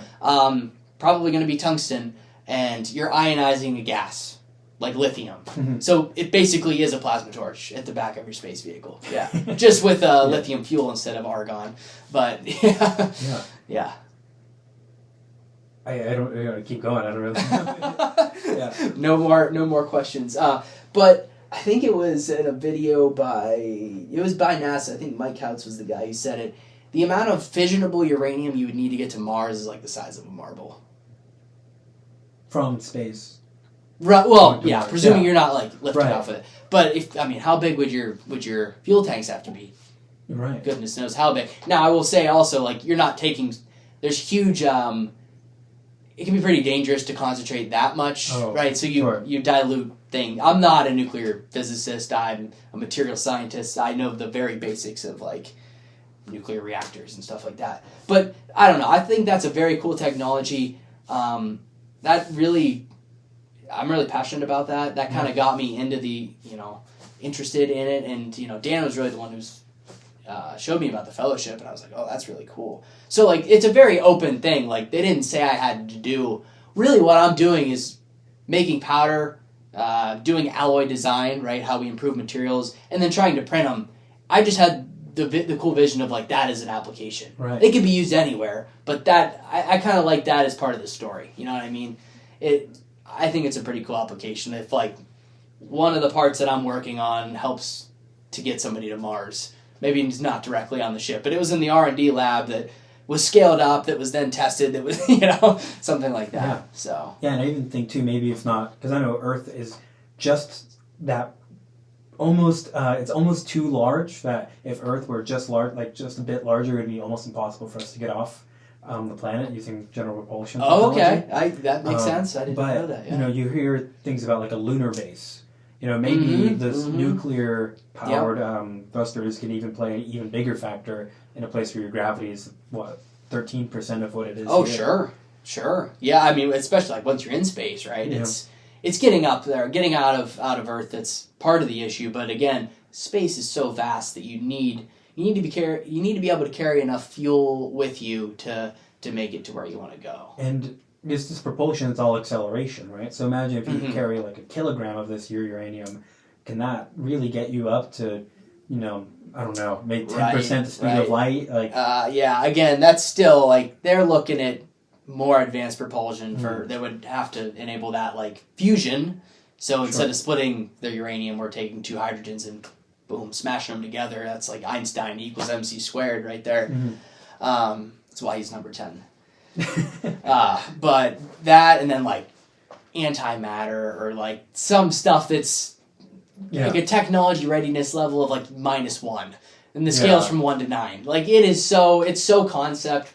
But again, there will be probably some breakthrough someday that allows interstellar transit. But this is more just to get to, Do you think there are aliens? I know there are aliens. Wait, what do you mean by that? I'm just kidding. I think there are. I think there's other life forms somewhere. You ever hear the Drake equation? Yeah. Yeah? Yeah. You want to explain it? I took one astro course at Penn State, and that's about what I took away is the Drake equation. But basically shows you that there's some probability that there could be life in the universe. Right, because it takes, the number of stars, the number of galaxies, multiplied by the number of stars in those galaxies, multiplied by the number of planets. Within a certain distance, like the Goldilocks zone or whatever it's called, like where Earth is, where there could be water. And, liquid water. Yep. Right, Yep. so then in that zone, and then what percentage of those could be suitable with life and exactly. all that. Yeah. And then there's that one unknown variable of probability of life. I think what scares me with all that stuff is, like, if there is life in the universe, then there's probably a lot of it, because the universe is essentially infinite, and there's very likely to be hyper advanced forms in life, because I think it's a little naive to think we are the most advanced. Oh, right? yeah. I mean, stuff could have happened, like, especially if you ever watched Interstellar. Yeah. Yeah. I only watched it relatively recently, but if, like, somebody was so advanced enough that they could effectively, like, beat space-time. Like, they could be so many years advanced, and, like, if time's moving different for somebody else than us, like, you could advance way more rapidly, right? Yeah. But yeah, space, and then don't even get me started on, like, the multiverse stuff. Goodness gracious. That's enough to make my head explode. But, yeah, I think that probably somewhere there is. It's just so vast, like, there's gotta be, right? Like, if you think of so the distance from the sun to the Earth is, what, 7 minutes traveling the speed of light? Yeah. Roughly? 7 minutes? Yeah, somewhere around there. Okay. The diameter of our galaxy, if we were moving the speed of light, is 100,000 light years. Right? So even in our galaxy, it's like, there's a lot of space in there, right? It's hard to believe. And then, you get clusters of galaxies, right? We're neighbored by what? We're in Milky Way. I think it's Andromeda's next to us. And then The local group. yeah, and then you get bigger clusters, and it's hard to fathom. It's hard to fathom, like, the scales of just being, right? That type of scale all the way down to, like, what we work with is, like, atoms, subatomic particle. Like, wow. Here's a cool fun fact. If you take the biggest thing we know, the observable universe, and you take the smallest thing, string and string theory. What is the diameter of a string in string theory? Humans are actually, like, kind of in the middle. Like, we're like average. That would make sense. We're average size between sense. those two, which is kind of neat. Huh. I did not think of that. I just remember some, like, cool demo that you could, like, start, like, at the atomic scale and, like, continue to zoom out till you were looking at, like, clusters of galaxies, and it was like, oh my goodness. Yeah, I think it's really sad that we've lost the sky. Yeah. So Earth Day was started at UCSD in Santa Barbara. I heard that, yeah. And I think it'd be really neat if on Earth Day for like 20, 30 minutes, all the lights just turned off. Like, imagine if you got an entire city to turn off all their lights for 30 minutes on Earth Day at like 10 p.m. Just so you could see. Because the thing about light pollution, too, is... You think it would stop, right? It's immediate. Yeah. Light speed, yeah. If everyone on their Earth turned off all the lights in 1 second, you'd be able to see the stars like never before, and it would be instant. And you could just turn the lights back on. Man, that would disrupt the grid. But yeah, I like where you're going with that. I think it'd be cool to do that in Santa Barbara because we're like just far enough away from LA, and it's a small enough town that you could really get everyone to turn it off. Probably do it, yeah. There's some pretty good spots around here, though. There are. If you go over even on the beach, like I noticed. On campus, yeah, it's not. Yeah, when it's overcast in LA in particular, and it's right here, all the light in LA gets trapped, and you can see the Milky Way every once in a while. Like, you just see it looks like clouds. Yep. Thing. Yep. Yeah, I would say like Pennsylvania's. There's some really good spots there. Goodness gracious, there's one campground that I'm just blanking on. But I think it's darkest place east of the Mississippi or something. Like you only allow like red lights there. I'll think of it by the end of the thing. But would you want to become an astronaut one day? I don't know that I'm cut out to be an astronaut. I think if the opportunity presented itself, I would heavily consider. But I can't say I'm actively trying to become one. Yeah. How about yourself? I guess I never really considered it a possibility. I think that's it for a lot of people. It's like, what? I think recently I think so. I think it'd be cool. Oh, it would. Really cool. Yeah, and like the last maybe 2-3 weeks, like it's actually been something I'm like, I think I could actually consider this. I don't know if I would want to go to Mars. Oh, yeah. That would be... I think it'd be cool, but man, it would be a one-way ticket. Maybe. It would... Ideally, it wouldn't be, but yeah. Ideally, but if we were to go to Mars in our lifetime, it would probably be a one-way thing. I never thought of it that way, but yeah. But I'm also lucky that I am at that age where, like, they're probably, if they're going to be scouting for astronauts of any age range to do that, it would be around my age range. I agree, yeah. Because, I mean, I think I heard somebody say, like, we could get to Mars now if we wanted to. It's just an economic thing. Like, I partially agree with that. Like, technology's kind of there, but to amass that much money to do it... That's the thing. It's like, the technology... We need another war with Russia, which I guess we're kind of going to anyway. Yeah, I was going to say, if war broke out and there was a space race to Mars, we could definitely do it. Like, right.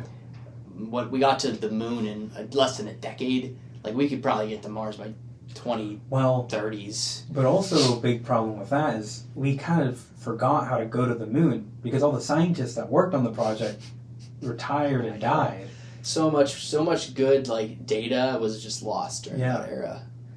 Certainly, like on like the astrophysics side and whatever else, but the material side too. I find myself like reading reports from the 60s Right, and and 70s. yeah, that's something that really shocked me. Yeah. Because, I think reading papers, it's all archived on the internet. Let me look at all the stuff that was made in the last year, right? You filter for the most recent stuff, but then you were really saying, I had to go back to the 60s, go back to the 70s, and that's where, like, research just kind of stopped after that. Yeah, there was such a boom then for research. And 40s too, like, I guess World War II to, like, end of Cold War was just a huge amount of production for the amount of people that were. I always have the conversation with Logan. Is like, are there just like less geniuses today, or are there just more people in the field of science that it's just hard to distinguish one from another? Like, why are there less Oppenheimers today, right? Less Einsteins. Like, this is a fun question. I don't know. I think there are. I think you just get volume, right? I mean, I think volume is a factor for sure. Like, I look at, like, this campus, right? Like, we're a decently ranked university, but there's some really smart people here. Oh, yeah. And I think a lot of the students here are pretty indistinguishable from students at other, like, Ivy League colleges and stuff. And I think people just, to be prolific, you just have to be so prolific, Mm-hmm. But I would argue, like, somebody here would stand out more than somebody at an Ivy, because they only let the top of the top into those schools, right? Oh. You know what I'm saying? Like, well, but you do have diamonds in the rough. That's what I'm saying. Right? That's like, what I mean. This is a great school. I think this is an undervalued school. Like my friend Milo, episode number 2, right? He was rejected by CalTech. Really? For undergrad, he was rejected. He was rejected by a lot of schools. A lot of schools he was rejected by. Huh. Now he's at CalTech at 20 years old in his PhD. He's going to be TAing students who are older than him that got into that school. That's insane. Right? Yeah. There's some weird... His PI had only ever had 3 graduate students. One of them's him. That's... And he went here. And he's 20, yeah. Right.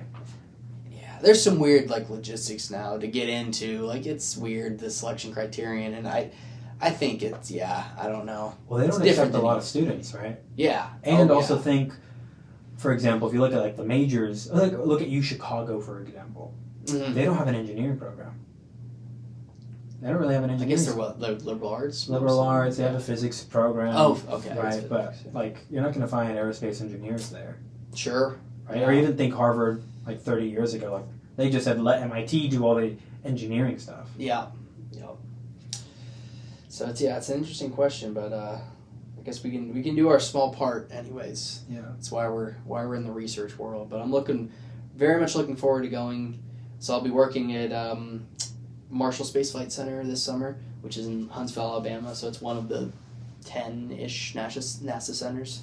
Probably not the one most people have heard of, but most people are familiar. If you're here, you probably know about the Jet Propulsion Lab down in Pasadena, or Cape Canaveral, or I don't know if that's really a center, but where they launch rockets and stuff like that. But they have some really cool technology there, so I'm looking forward to that. And then future years, so the fellowship is, I guess, sort of a plug for the fellowship. Great, it's called the NSTGRO, NASA Space Technology Research Graduate Opportunities Fellowship. But I don't think there might be an undergraduate equivalent, and you can apply at the end of your undergrad studies to take it into grad school. I applied the first year I came in, but it's a up to 4-year fellowship that allows you to do essentially whatever you want for research, right? You right, obviously it has to be the unique part of this compared to like an NSF or something like that is it's tailored to NASA. But if that's something you're passionate about, the window of opportunities is huge within that space, right? And it gives you the opportunities for that, and also to, like I said, do the internship. So effectively 1 a summer. So I'm hoping to go to some other places, and it kind of works out that you can go to national labs and stuff too. So any government type of facility. So. And what are you doing down in Huntsville? Like, why go? Why? Doing internships during grad school. Some people are like, some people like kind of just want to get done, but I mean, ultimately, if you're not going into academia, which I really probably don't want to, if you want to go into like, you know, industry or a national lab, or maybe even start up your own company, whatever, it's really good to just have like more, I don't want to say real world experience. I guess what research are you going to be doing? Yeah. Ideally similar to what I'm doing here, because Sure. they have the same thing we have to make powder. They have a 3D printer and stuff like that. But ideally, yeah, it should align very much with what you're doing in your PhD, but just also give you access to so many other, like, you know, testing resources, human resources, right? Like I have a mentor there. There's some really brilliant people there. Like, obviously, just funding and stuff. Like, they have certain materials that we'll never be able to afford, but like by doing this, they're sort of they're kind of treated as an employee when you're there. I just visited. I only went for like 2 days, but it was mostly to meet my mentor and scope out the area. But yeah, this summer I'll be there effectively full time for like 3 months. But it should be very in line with my PhD. So me and Dan had the fellowship when he was in grad school, so he had the same fellowship when he was at MIT. He just sees the value in it as far as like building, you know, your network, just your skills more holistically than just a PhD can do, right? Just gives you that extra step, you know. So, yeah. So if I were to apply to this fellowship, or I imagine there's other people who are going to be interested in this one or similar ones, like what should I really do to make sure that I can get this, or different things like that? And what did the application process look like? Yeah, I mean, with any fellowship, there's like some, I don't want to say luck, but there's chance. It's like applying to school, right? You know, some people get it. Some people who are qualified don't get it, and some people who might not be as qualified might not, you know, like the decisions are made, you know, probably behind closed doors. You don't know what's going on, but I think at least NASA, I definitely trust them. I think their selection process is pretty good. Like, they have a set of guidelines to follow, but I think the biggest thing they want to see is just, you know, your interest in them, right? You're applying like through NASA. You're not applying, you know, NSF. You can write about whatever you want, right? Just show that you're interested in research, creativity, diversity. NASA, you really want to hone your application into like meeting those goals. So I could have probably wrote my application about 3D printing and said, oh, this will be cool, blah, blah, blah, on the moon, whatever. But I picked an application which was like nuclear propulsion and really tailored it to that, right? Use the whole Mars thing to craft it. Like, they just want to see the application is more focused than the other ones. Like, you want to hit, where does this fit into NASA? Like, it'll explicitly ask you, like, what research area, right? What development area of ours does this fit into? And you say, oh, materials, advanced manufacturing, whatever. They want to see you've done your research. It helped that Dan knew some people to, you know, potentially connect with. So they want to see you're interested in working at a certain place with a certain group, right? You might not get there, but like basically picking where you might be a good fit in their program, I think is big. So, but yeah, I would say the application is longer than all the other ones. I kind of started applying to them, then I'm like, okay, I'm just going to focus my energy on this one. It has probably the best of both worlds because, you know, you get the funding, it's a very good stipend, it allows you to do internships, and it's non-binding. So, like, some fellowships you get them and you have to work for the company for so many years after, which who wouldn't want to work for NASA, but, you know, for other situations. So there's that. I think crafting, like, a good story about your research or, like, why you're interested, like, you know, a personal statement.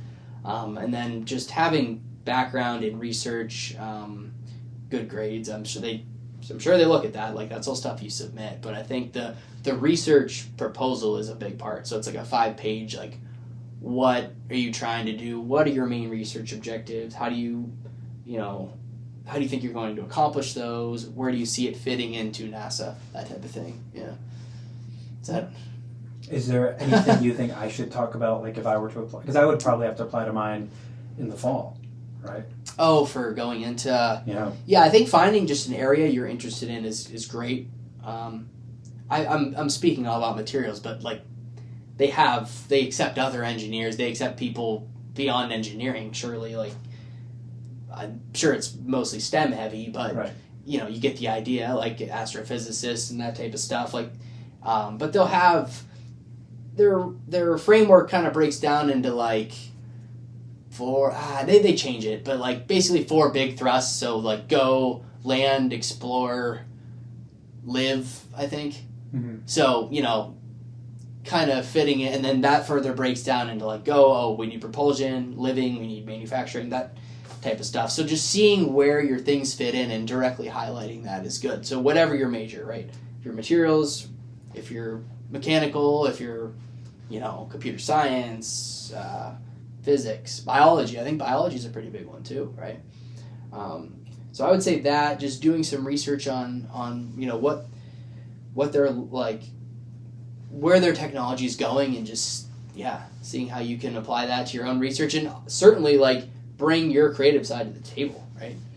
And I guess like where does additive manufacturing really tie into with this extra propulsion stuff? I don't think we really touched on that too much. Yeah, I think there's a couple angles you can look at that from. So again, some of the parts are going to be made from materials that you can't make with other processing methods.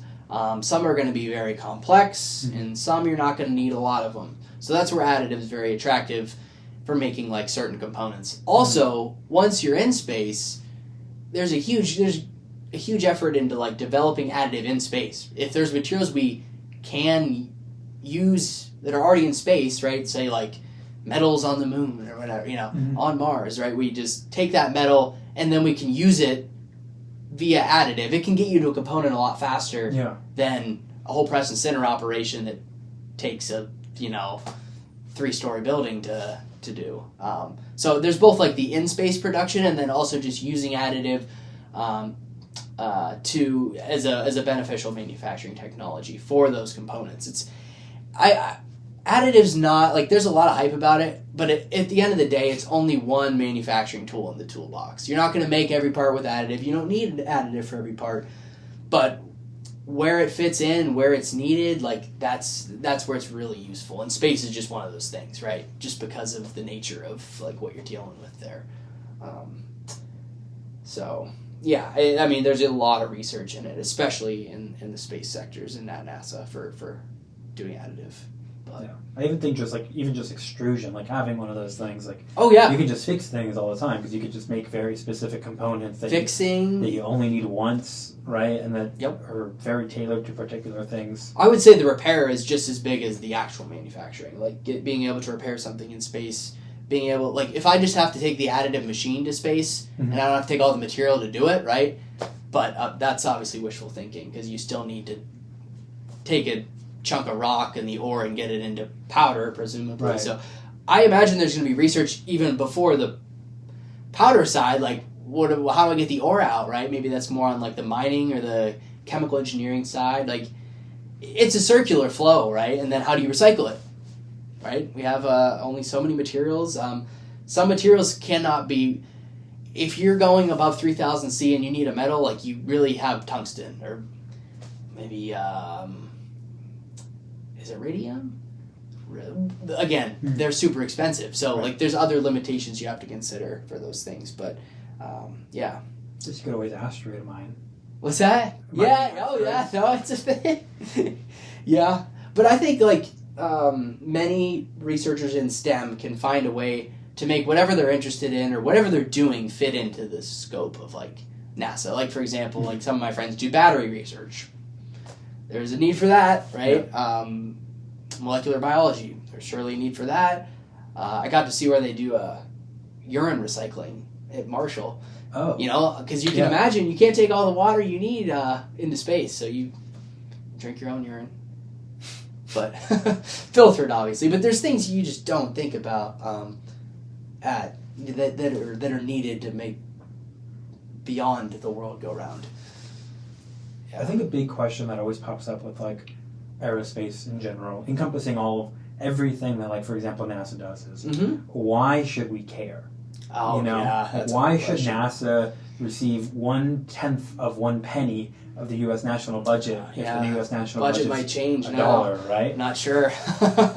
Why should we care? Why should we invest in this? Why not just try to fix the problems here on Earth versus building these massive space stations? I mean, the ISS is planning on closing down pretty soon, so we might have to build another. That's unfortunate. I didn't know that.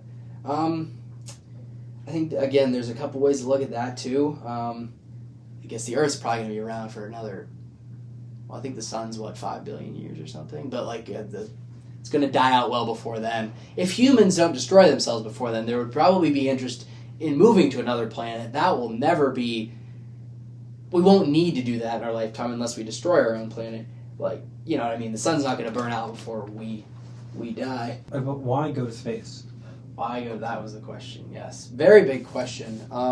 So yeah, I think what I was saying was like, in the next several billion years, like I think the planet would be stable, whether or not like we are able to maintain our life stable, like that's a different question. But eventually there would be interest in moving for that.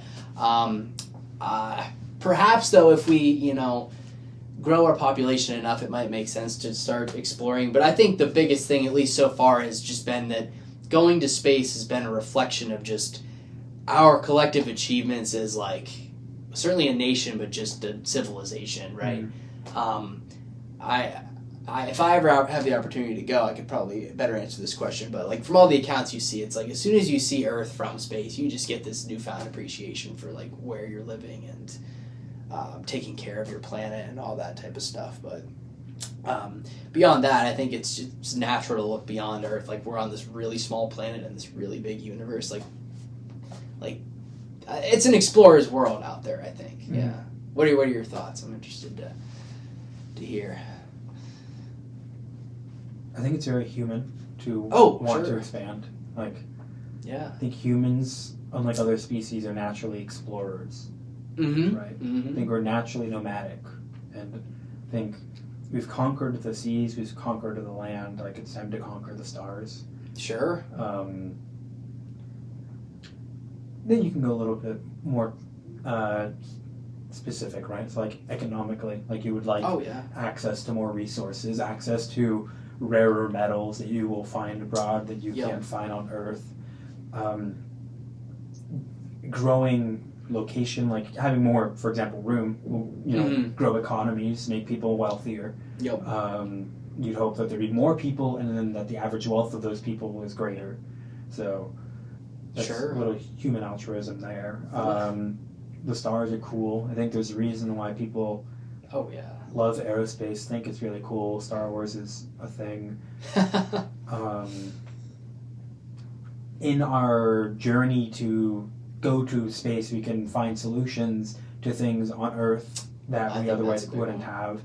If we never went to the moon, we may have never had the internet, for example, and you know, Starlink and all this new technology, right? How much research and development happens because of our explorations to the unknown that we bring back. You know, you can even like look back to like Columbian Exchange, right? The potato being introduced to Ireland and different things like that. Tomatoes being introduced to Italy. There are going to be things that we introduce from the stars into our own culture that will one day become inseparable. I agree. The Christopher Columbus of outer space, right? Like you don't going beyond what you know type of thing. It's you don't know what you're going to find, but you might find, you know, something that's just an incredible like advancement to society, and that you know you can bring back with you and stuff. So something else too is like, if there isn't life in the universe, like a theory is that humans and our expansion into space will be the thing that sprouts life in the universe. Sure. I mean, until you discover the life, maybe that is another reason for going beyond. I think to do that, you're going to have to go beyond our solar system, but that's ways away. But again, like finding, more about ourselves, more about the beginnings of the beginning, right? Like Big Bang, right? Like that type of stuff. Kind of where we come from, why we're here. Yeah. I also think too is like, I think it's like the hardest thing you could do. You know? It's And I think it's the next hardest thing to do for sure. Right, and I think I really like that JFK thing. It's like we choose to go to the moon. Like, not because it is easy, but because it is hard. Like, that's kind of like something that resonates to me. Like, I like to do the things that I do because they are hard. Like, that is, like, what really drives me is to, like... Exactly. It's a, sense of achievement. Like, that's fulfilling. Like, why, you know? Gives you motivation to just, achieve things, live. Yeah. And I like to make sure that I'm always doing the hardest thing that I can. Oh, I know. You know, like I don't like leaving anything else on the table. Like I want to make sure that You know, like I think like like when I'm like really locked in, I always think like motorcycles and just making sure you get that extra inch of clearance and that extra bit of lean. Like there's something about like being completely locked in on a turn and just like and then extrapolating that to like academics or you know like physical exercise or the things that I do. Sure. Yeah. I think there's something about like knowing, like going to bed knowing there wasn't a harder thing that you could have That done. you could have done, yeah. And I think it looks different for everything, but you know, like you said, whether like you're racing or playing a sport or studying, like Right. in principle, it's still the same. You're just like pushing yourself, whether that's your physical limits, your mental limits. I think space kind of has all of that, honestly. You know, certainly your like limits or your like collective achievements. I think that's a big part. Is it really brings people like you. One person just can't go up. Like it takes a whole nation, probably a whole world, to go beyond the moon. So yeah. And I think for me too, like I think a lot of my stories kind of been tied by this idea of like achieving the impossible. Mm-hmm. And yeah, I think like going to Mars is pretty impossible. You know, like these stupid little monkeys that get into wars all the time should not have this ability to build rockets and go I agree. to other planets and other universes. Hopefully human history up until about World War II was just people just constantly fighting each other and killing each other for nothing. For nothing. I know. I mean, like, look at, like, European history. They had something called the 100 Years' War. 100 years of just war. Like, just constant. And then it's like, once the 100 Years' War ended, it's like, oh, there's another one. And there's another war. And then there's another war. Right? And this ruler came in and they just started wars. And, like, if you look at that book, most people who are going to be in that book are going to be in there because they won a war. Yeah. A lot of things revolve around wartime, certainly. Right. And you fit all the scientists, yep, right? Scientists. Well, why were the scientists able to accomplish so much? Well, they had the pressure of war, right? Einstein, the pressure of World War I, pressure of World War II, you know? And then you have, like, I'm trying to think, I guess Oppenheimer right there, war as well. Yeah, but I get development of weapons is, like, massive. Like, I think one thing that I've realized in university is, like, the military and engineering are inseparable. You know, it's like like a lot of the technology that is being advanced and at the rate that it's being advanced for you know, weapons manufacturing, and that's the history of mankind. It's, I know. We like to fight each other. We really like war. I think that's a cool thing about space, at least to me on the exploration side, is it's kind of a different path in that, you know what I mean?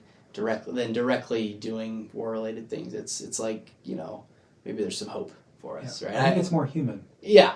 For me, I think humans always want more. Like, we're an insatiable species. Mm-hmm. There are two ways to get more, right? If you think of the entire economic pie, right? There are two ways to get more, and one of them is better than the other in the long term, but the other one's better in the short term. So you can either take from another. Right. Yep. So your slice of the pie could grow. Right. And that would be like a linear expansion, right? So if you take slightly more pie, like you get a bigger slice, but the pie itself isn't growing. Yeah. But if the pie grows, then you know, it grows for everyone, and you get more pie, right? Everybody wins. Yeah. And I think expansion and exploration is what allows the pie to grow. And I think that's what allows it to be altruistic in a sense, right?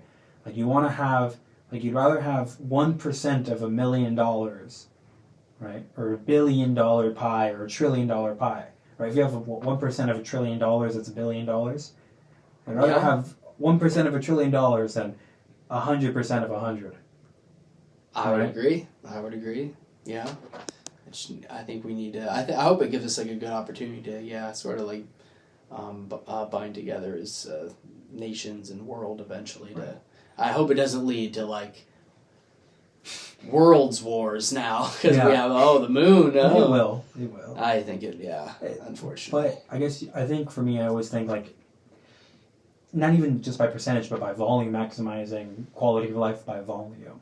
Right? Like, you know, there's massive wealth inequality in America, but you look at, you know, some of the poorest people in this country, and it's really amazing how we're moving to a world where, you know, the bottom people in America still have a plethora of opportunity. You know, The tops still have a lot, Right. a huge concentration, and the concentration's pretty bad. But I think, but think about hopefully, it, right? yeah. Like you yourself, you come from a town of 10,000 people. Sure. Rural Pennsylvania. Yeah. For all intents and purposes, right? Like, you should not have been able to attend one of the top research institutions in the world Probably. and get a fellowship from NASA. I mean, if you had lived 30 years ago, 100 years ago, Yeah, it'd be impossible. If you had been born 1,000 years ago in just a rural of a town, there's no way you would have been able to amass as much knowledge as you're going to be able to. Yep. Right? Yep.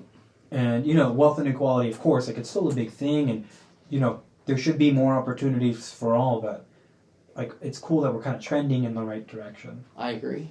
You know, and access to information, like the internet, I think has been really big for that. You know, you can go on the internet and watch all the MIT physics lectures, like they're on there. Yeah. Right. There's some good ones. Yeah. And like space-wise, you know, there's like the type civilizations, like type 1, type 2, type 3 civilizations. Okay. You know. So type 1 being you conquered all the energy of your solar system, like basically, so mostly the sun, right? Yeah. Type 2, you conquered your galaxy, and then type 3, all the energy from intergalactic. Right? Oh gosh. What's cool though, and you know, so I've heard like humans around type 0.77, or you know, I guess type 1 is conquering the energy of your planet. Type 2 is solar system. Type 3 is galaxy.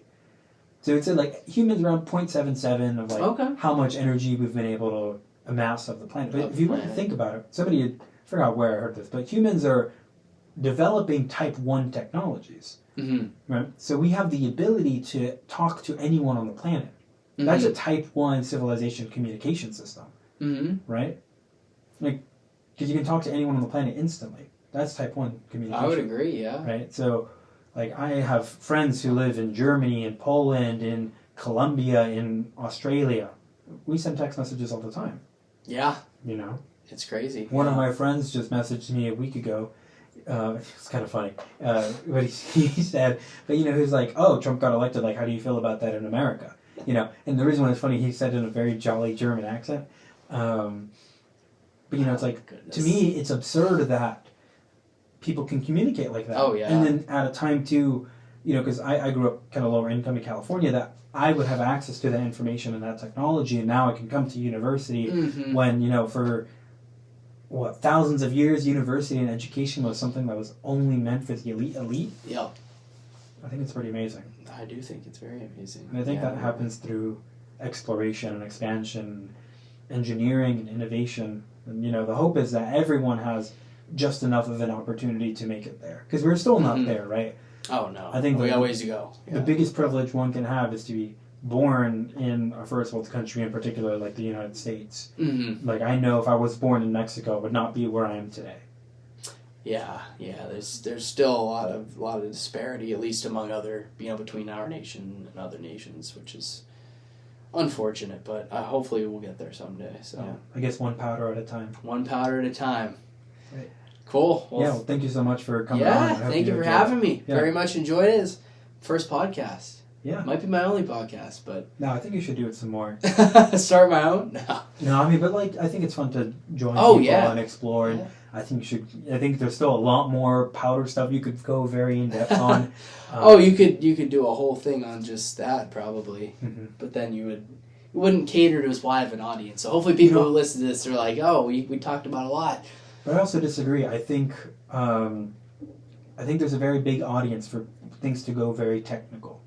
Oh, I do think that too. I mean, there's MIT quantum mechanics lectures of around 2 million views. Now, of course, the views of so they have the entire seminar, right? So episode 1 to 20, all 20 lectures. The views taper off. Episode 1 does have the most. Sure. But I know for myself, a big reason why I started this. 2 was, it was nice to hear technical talk. Right? Sure. Yeah, having those professors, letting them go as in depth as they can, and even if I couldn't understand any of it, like talking it's nice technical. To just hear them, Yeah. Yeah. So hopefully, I mean, yes, some of the people who watch it probably know me, so that'll be fun. Yeah. Yeah. Great. Well, thank you so much. Cool. Thanks again. Yep. Let's cut it. Fire.